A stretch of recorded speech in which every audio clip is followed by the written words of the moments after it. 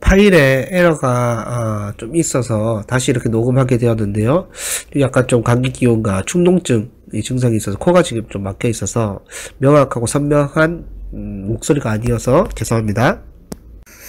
기독교 7가지 핵심 키워드 두 번째 시간으로 우리 하나님에 대해서 좀 함께 살펴보고, 또 그 하나님은 삼위일체 하나님인데요. 그래서 삼위일체의 정의와 그 내용에 대해서 함께 살펴본 이후에 하나님의 작정, 또 예정, 계획, 섭리를 하나님 어떤 분이신지에 대해서 우리 함께 나누기를 원하는데요. 제가 읽고 그 내용을 추가 설명하는 방식으로 또 오늘 또 2가 하나님에 대해서 함께 살펴보겠습니다. 하나님은 성경을 통해 자신이 누구인지를 알리시기보다 자신이 우리에게 어떤 분이신지를 중요하게 알리십니다. 우리는 하나님을 향해 누구냐고 물을 수가 없습니다. 하나님은 우리에게 어떤 분이시냐고 물어야 합니다. 우리는 하나님에 대해서 계시하시고 알리신 것 외에는 설명할 수도 알 수도 없기 때문입니다. 하나님은 어떤 분이심을 경험한 사람에 대해 성경은 이렇게 말하는데요. 자랑하는 자는 이것으로 자랑할지니 곧 명철하여 나를 아는 것과 나 여호와는 사랑과 정의와 공의를 땅에 행하는 자인 줄 깨닫는 것이라. 이 말씀은 하나님의 속성 중에 대표적인 3가지를 언급하고 있어요. 첫째는 우리의 구원이 전적으로 보장되어 있는 안전한 금고와 같은 곳이 그분의 인애입니다.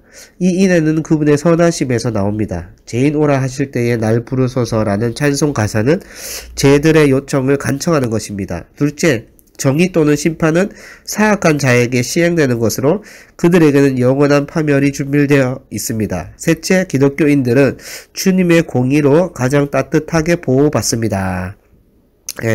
우리 구원을 살펴볼 때에 여러분 전적인 삼위 하나님의 은혜죠, 구원은. 그래서 그 구원을 행하시는 하나님께서 안전한 금고와 같이 이 구원은 전적으로 그분에게 달려있고 그분의 인애, 선하심 뜻대로 이루어지는 거라고 이야기할 수 있겠죠. 또 하나님이 사랑의 하나님이고, 그리고 심판이 반드시 또 이 공의 하나님이기 때문에 심판이 있어야 되겠죠. 그런데 이 공의는요, 사악한 자, 하나님을 믿지 아니한 자, 그러한 자에게는 뭐가 주어진다고요? 영원한 파멸이 준비되어져 있죠. 그래서 주님의 이 공로는요, 가장 따뜻하게 우리 신자들은 보호받는다 라고 이해하면 될 것 같아요. 자, 이제 우리 계속해서 서유리문답 제4문에 어떻게 이야기하냐면 질문이 이거예요. 하나님은 어떤 분이십니까? 답변입니다. 하나님은 신이신데 그의 존재하심과 지혜와 권능과 거룩하심과 공의와 인자하심과 진실하심이 무한하시며 무궁하시며 불변하십니다. 하나님에 대해서 우리가 정의할 때에 사랑의 하나님, 질투의 하나님, 자존하시는 하나님, 딱 이 속성 일부를 모든 거라고 전제해서는 안 되는 거예요. 각 한 단면을 보여주고 있는 것이지, 우리가 그 한 속성에만 집중하게 된다면 어떻게 됩니까? 하나님은 사랑의 하나님이신데 왜 공의를 베푸시는지를 이해 못하는 거죠. 또 공의만 너무 강조되어 있으면 사랑의 하나님이 또 이해 못하고 하나님이 두려운 존재로 여기게 되겠죠. 그래서 하나님의 각 속성은 하나님이 어떤 분이신지를 보여주는 한 관점을 제공합니다. 만일 우리에게 하나님의 어느 한 속성이 다른 모든 속성보다 중요하다는 생각이 있다면 그것은 하나님에 대한 올바른 지식을 갖지 못하게 하는 큰 걸림돌이 될 수 있다는 사실을 기억해야 되겠죠.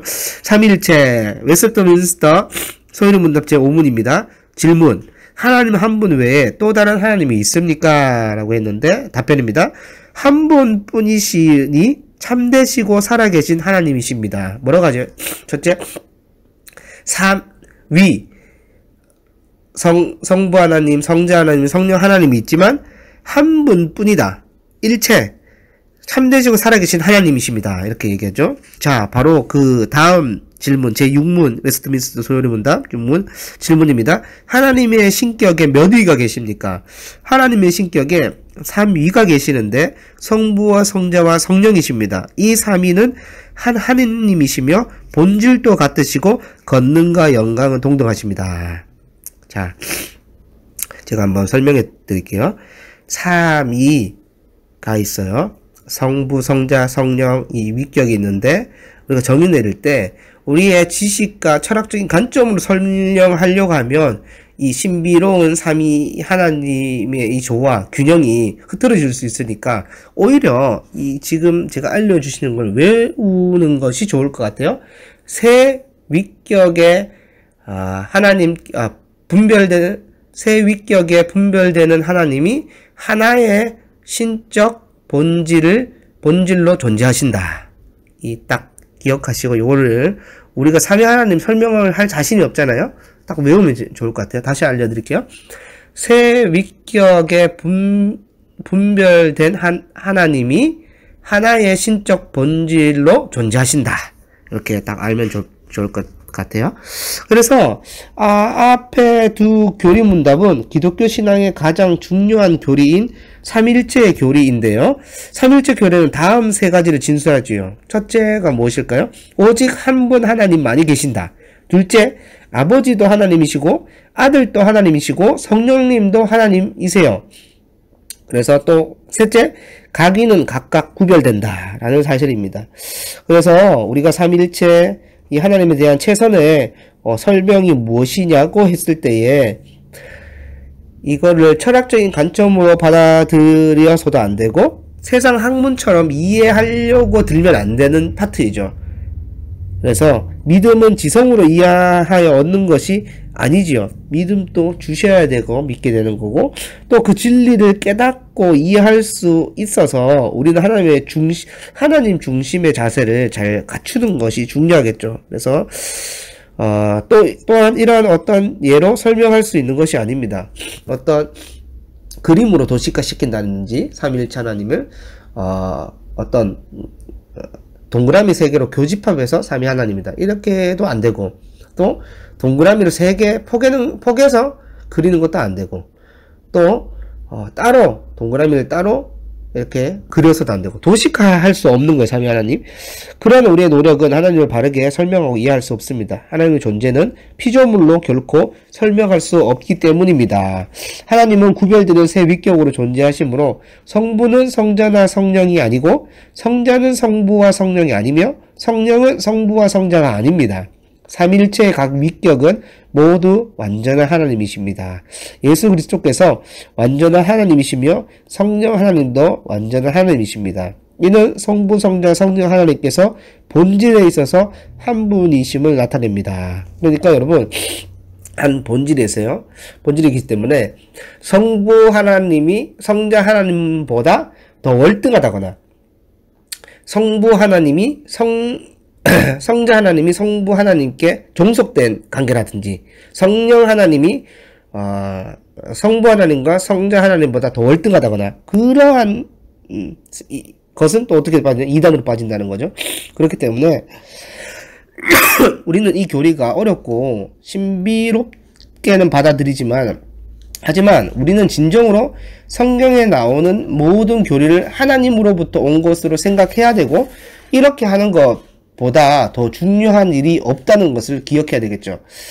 그래서 이 삼위일체 교리를 우리가 이번에 또 잘 접해가지고 뭔가 이때 동안 이 교리를 대할 때에 딱 정의 내리지 못했거나 또 편안하게 내가 신앙생활을 하고 싶다라거나 지적인 수고를 요구하는 일을 회피하는 경향이 있었다면 다시금 우리가 이 삼위일체 교리를 잘 이해함으로 인해서 모든 교리들이 많잖아요. 그 교리 중에 가장 고귀하고 가장 영광스러운 것임을 이번에 좀 알게 되었으면 좋겠어요. 그래서 다시 말씀드리지만 먼저 우리 관점이 철학적 관점으로 접근하려는 시도는 해서는 안 되다.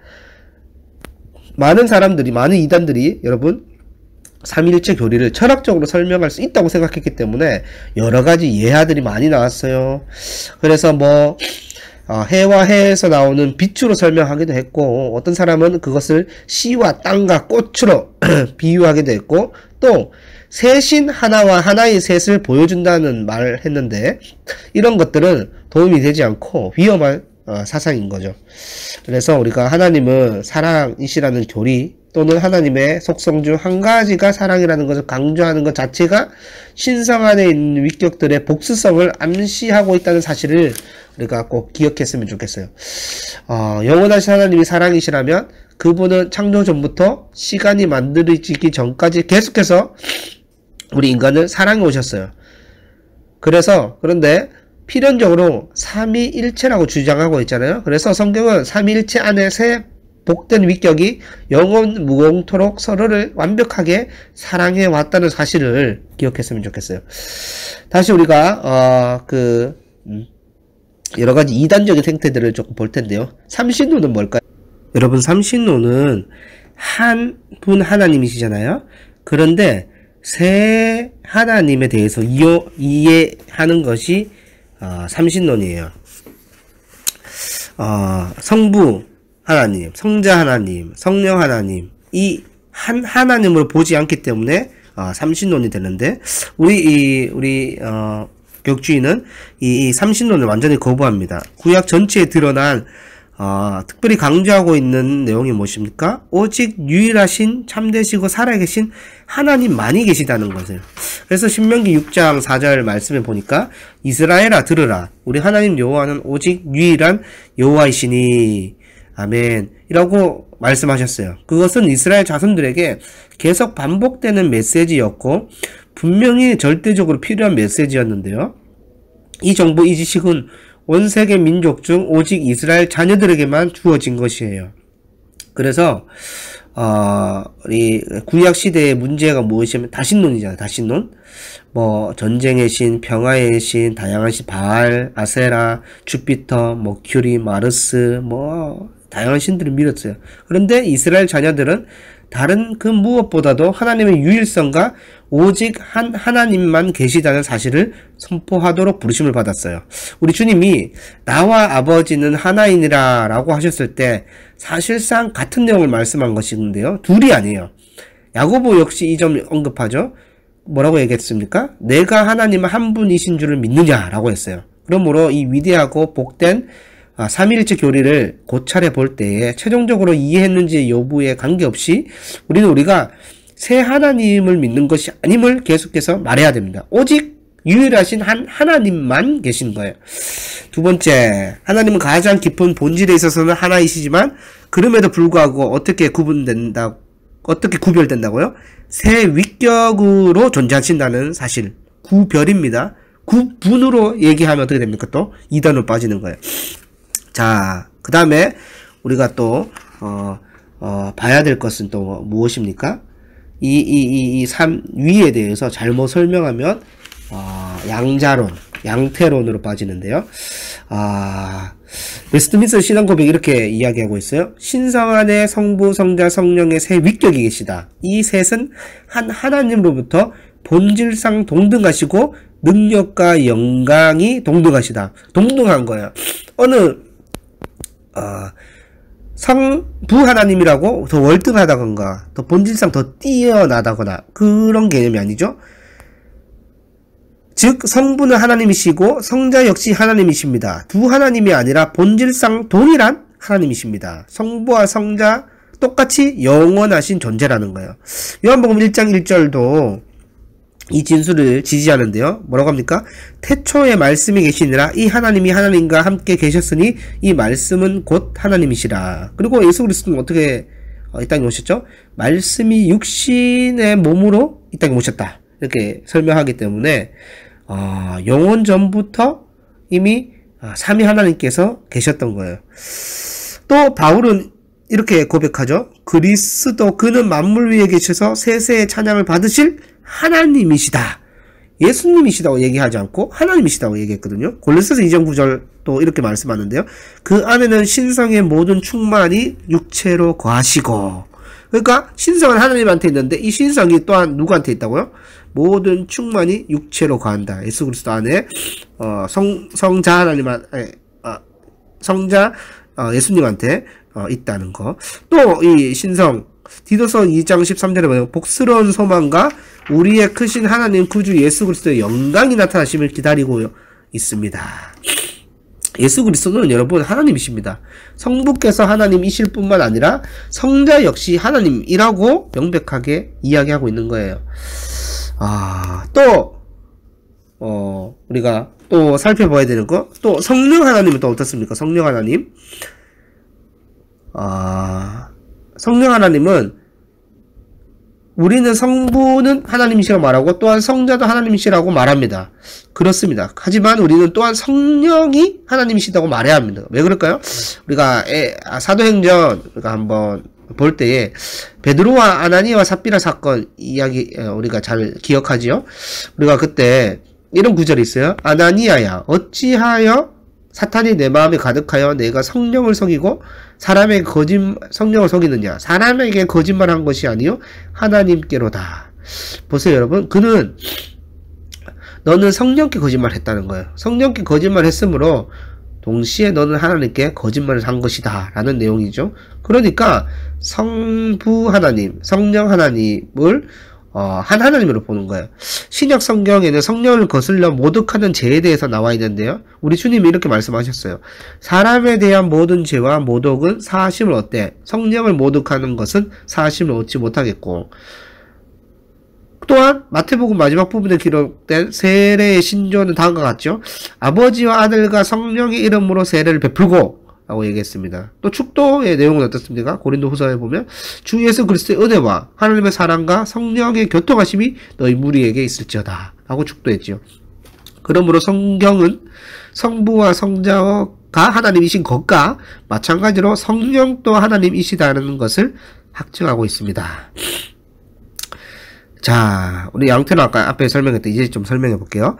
성삼일체의 교리를 부인하려 힘써 온 사람들이 많이 있는데요.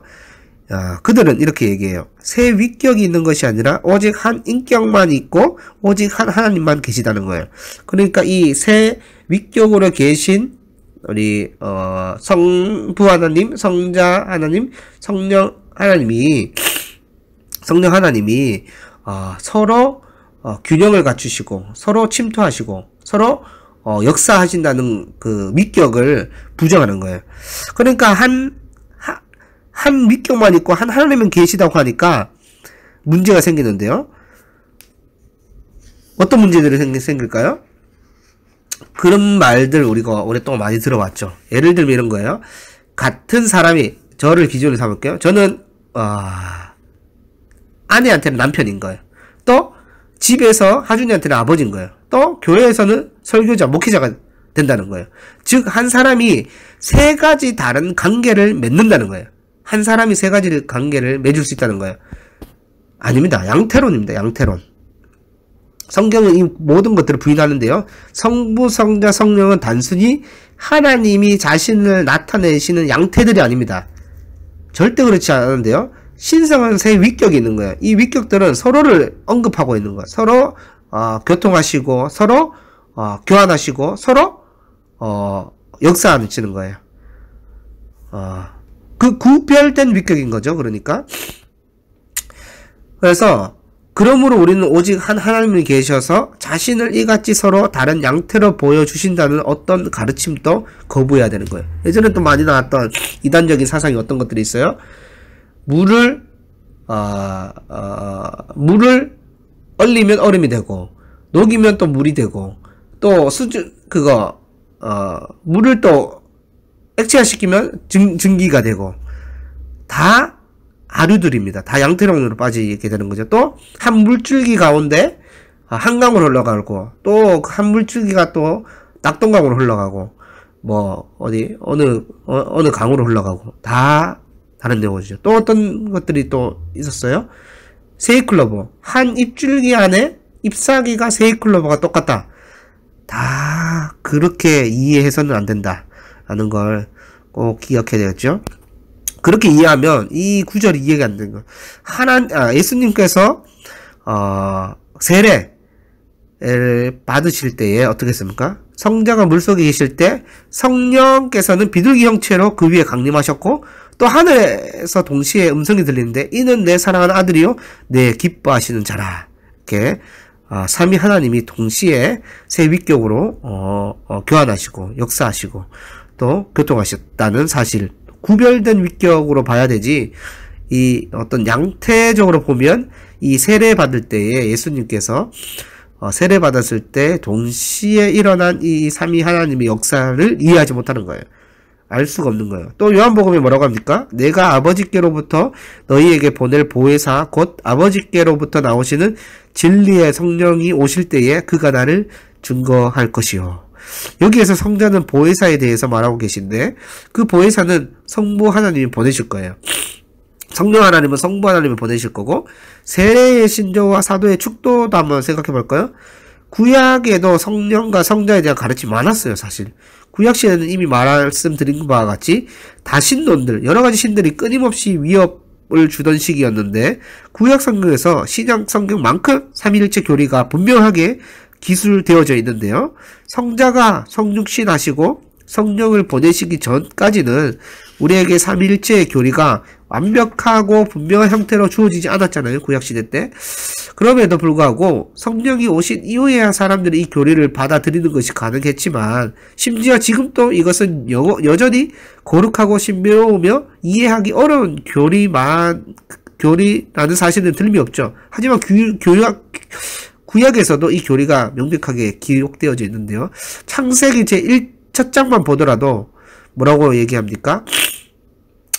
1장 26절. 사람이 창조에 대해서 하나님이 무엇이라고 말씀하고 있어요?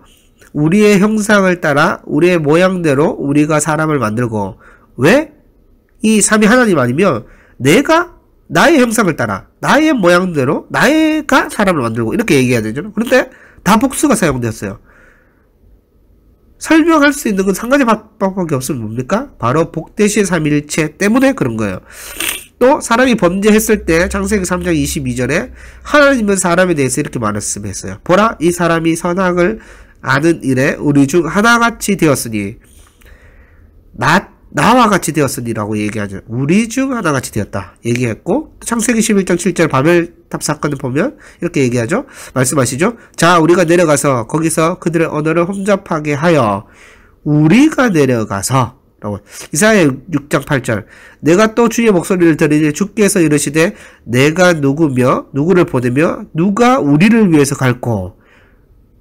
나를 위해서 갈 거라고 얘기하는데 우리 복수를 사용했죠. 우리를 위해서 갈 거야. 다 이 용어들 자체가 뭡니까? 구약에 있는 게 삼위일체를 언급하고 시사하고 있다는 거예요.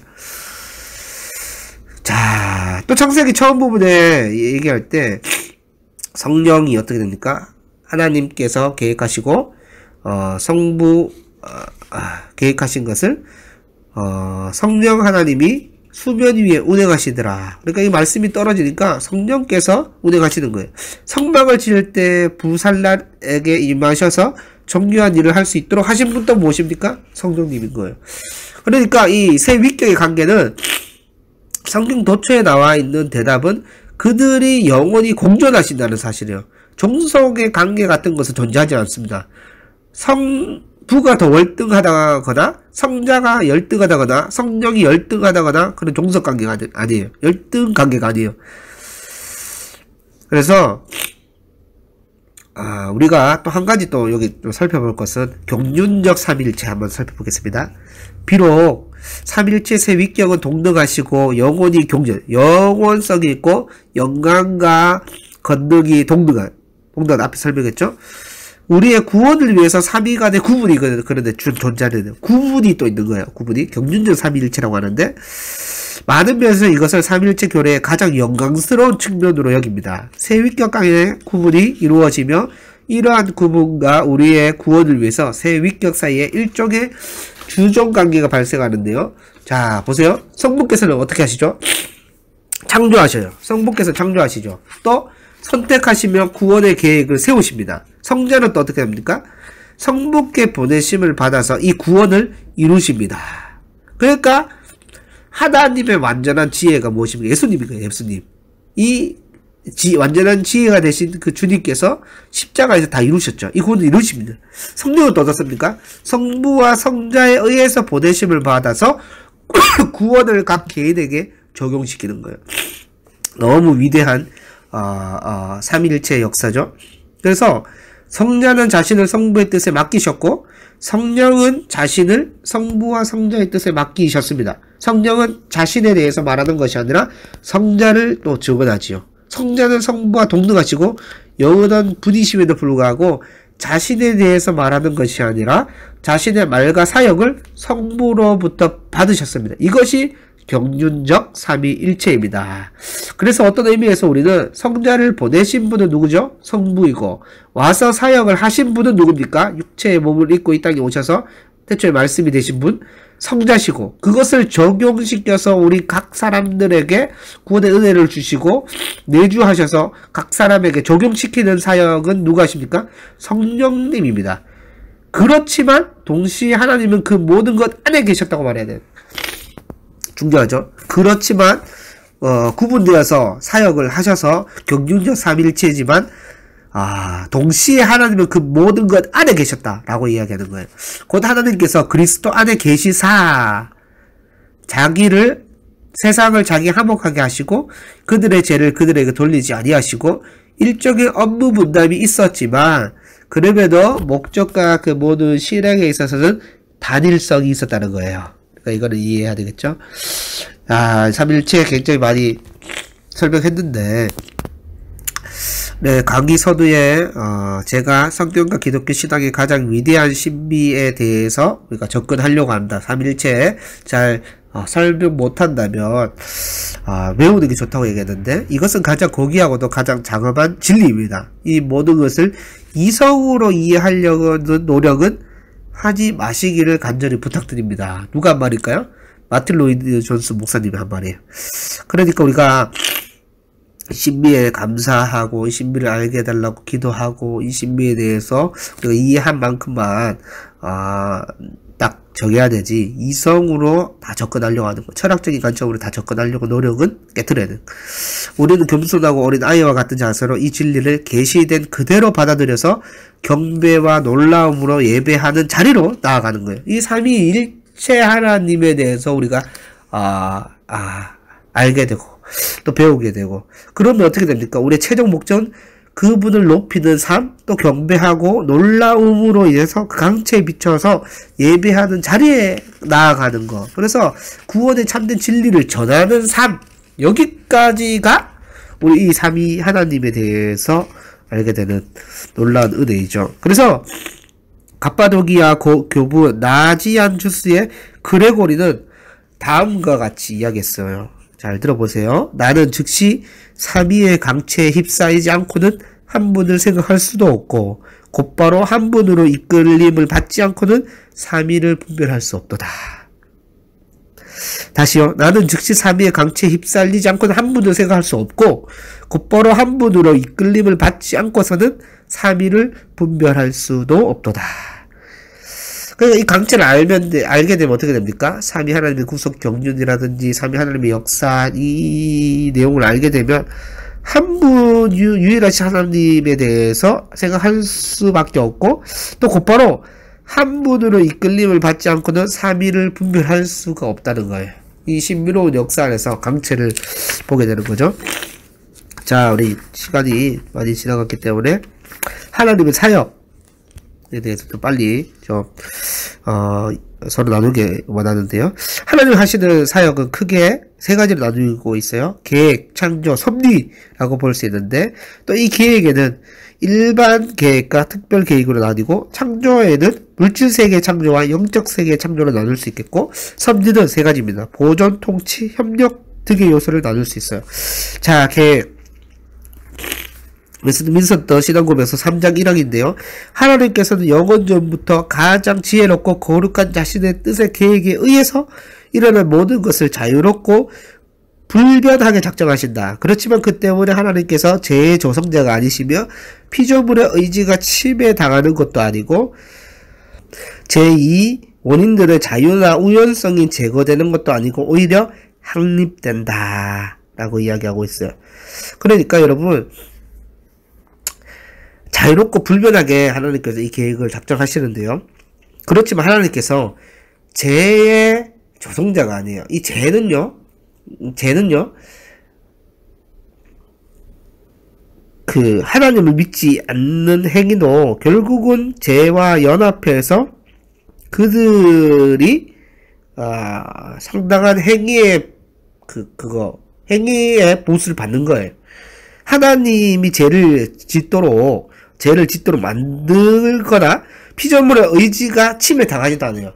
우리가 곰곰이 생각해보면 이제 또 이 계획을 따라서 우리 예정교리까지 설명할 텐데요. 선택과 유기로 구분되는. 그러니까 여러분, 우리 교단의 예정론을 믿잖아요. 선택이 있으면 유기가 있어야 됩니다. 우리 예정론이라고 얘기할 때 선택만 있고 유기는 뭔가 사랑의 하나님과 맞지 않기 때문에 유기는 빼자라고 하면 예정론이 될 수가 없어요. 선택이 있으면 유기가 있는데요. 선택은 택하신다는 거예요. 선택은 죄에 빠진 세상 사람들로부터 구원할 일부 사람들을 택하신다는 거예요. 그런데 이 예정이 우리가 분명히 알아야 될 것이, 이 예정은요, 오직 하나님의 기쁘신 뜻 안에 이루어지는 거예요. 하나님의 기쁘신 뜻이 없이 이 예정론을 바라보서는 안 돼요. 굉장히 중요한 지점이죠. 하나님께서 예정하셨는데 오직 그의 기쁘신 뜻대로 받아들이는 거예요. 그래서 우리가 이 선택 교리가 우리 선택 교리가 또 이제 유기의 내용을 우리가 또 설명하는데, 유기는 말 그대로 하나님께서 다른 일부 사람들을 버려두신 말하는 거예요. 결과적으로 이 사람들은 자신의 스스로 빠져든 죄의 비참한 가운데 머물러 있는 것입니다. 예. 그러니까 자신이 스스로 빠져든 죄와 연합하고 죄의 비참한 가운데 계속 머물러 있는 거예요. 그러니까 신앙 고백했던 모습들, 또 하나님 만나서 예배 자리를 사모함으로 나온 모습들, 또 눈물 흘리고 감정과 지정의가 다 인격적으로 하나님을 향하게 만든 일들을 보면 로봇처럼 우리가 선택받은 자들이라고 해서 로봇처럼 신앙을 고백한 사람들이 있습니까? 없어요. 단 한 명도 없습니다. 로봇처럼 신앙을 고백하지는 않잖아요. 그러니까 하나님이 선택 예정의 방식은요, 일단은 하나님의 기쁘신 뜻 안에서 이루어지는 거고, 사실상 모든 사람은 지옥에 가도록 정해져 있었어요. 그렇죠?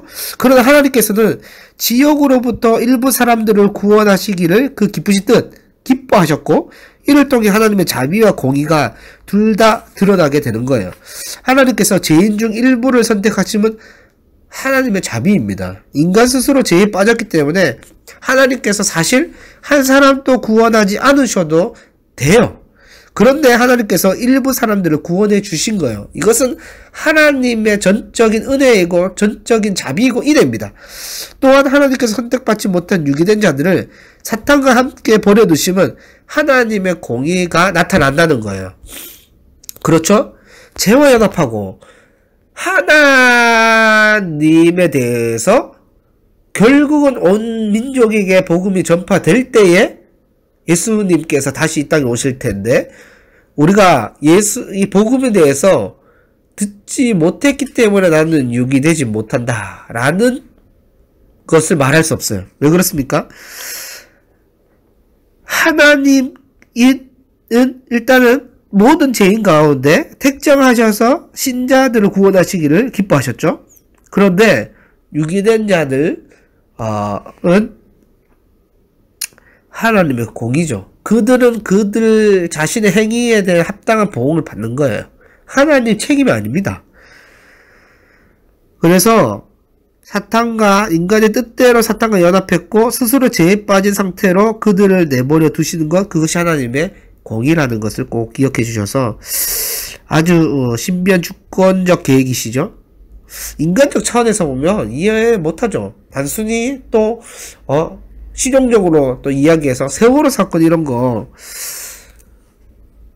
이게 이 다스림 섭리 또 하나님의 주권을 신비한 영역이지만 우리가 이 가운데 하나님께서 선택해 주시고 하나님께서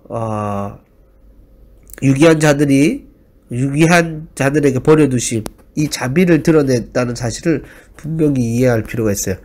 여러분 이 자리에 와서 서요 성경 공부하는 거, 또 우리가 예배를 삼음으로 신앙 고백하는 거, 또 하나님밖에 없다고 삶의 이유와 기도로 나오는 모든 행동들이 일단은 이 은혜에 좀 집중해 줬으면 좋겠어요.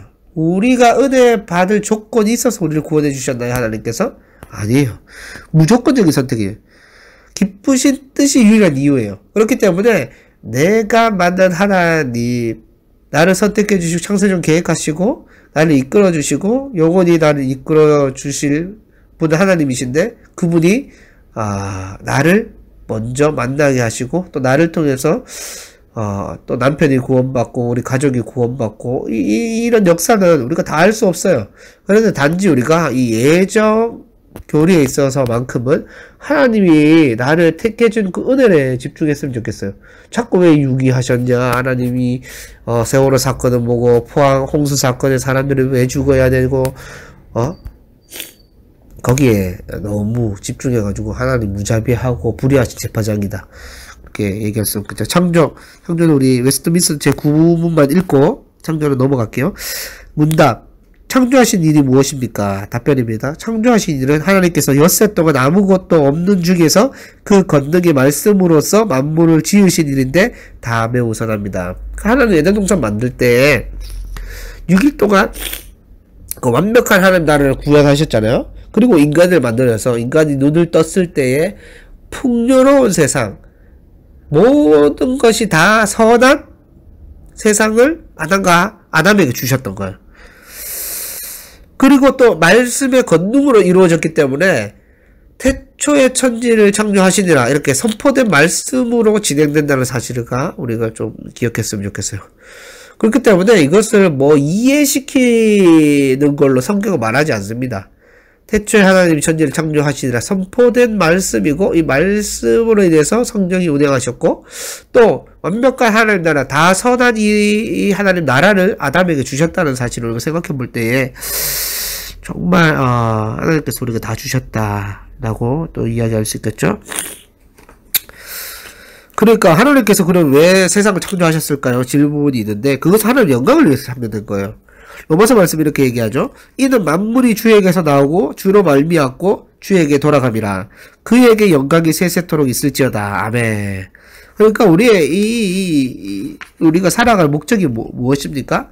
하나님의 영광을 위해서. 서울부터 제1문답이죠. 사람이 제일 되는 목적이 무엇입니까? 라고 했을 때 그 목적은 하나님을 영화롭게 하고 하나님을 영원토록 즐거워하는 것입니다. 그래서 우리가 나중에 예수 그리스도 다시 오실 때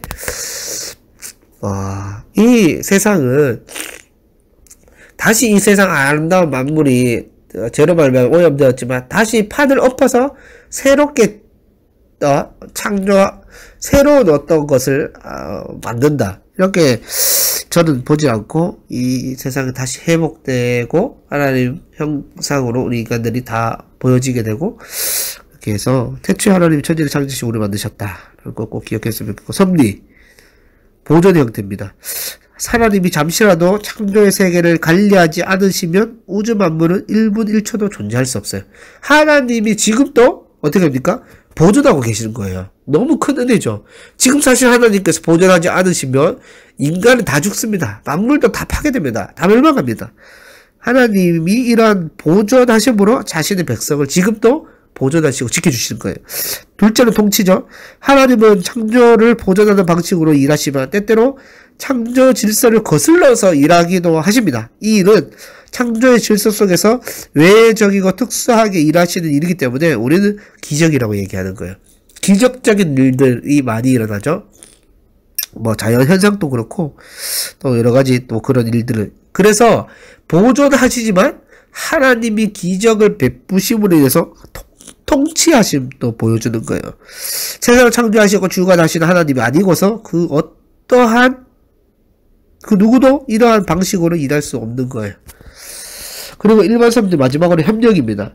하나님은 모든 창조물과 협력하여 그들로 하여금 자신들이 하는 일을 정확하게 실행하시는데요. 이것은 하나님의 인간이 50대 50으로 일한다는 의미가 아닙니다. 하나님의 일하시면 100%고 인간의 또 또 100% 일한다는 의미를 지닌 거예요. 하나님께서는 인간을 짐승처럼 본능적이나 기계적으로 다루지 않으시고 인격적으로 대해주시고 협력적으로 일하시는 거예요.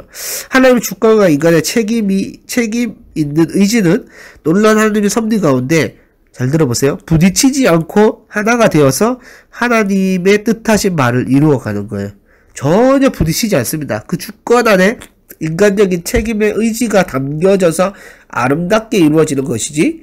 그래서 여러분, 우리가 은혜를 받았다, 하나님께 전적인 구원을 받았다 라고 이야기했을 때에 하나님의 주권, 믿음도 선물인데 주권이 있고, 또 우리는 기계적으로 이 자유의지를 발휘해서 하나님을 믿는다고 고백하지 않습니다.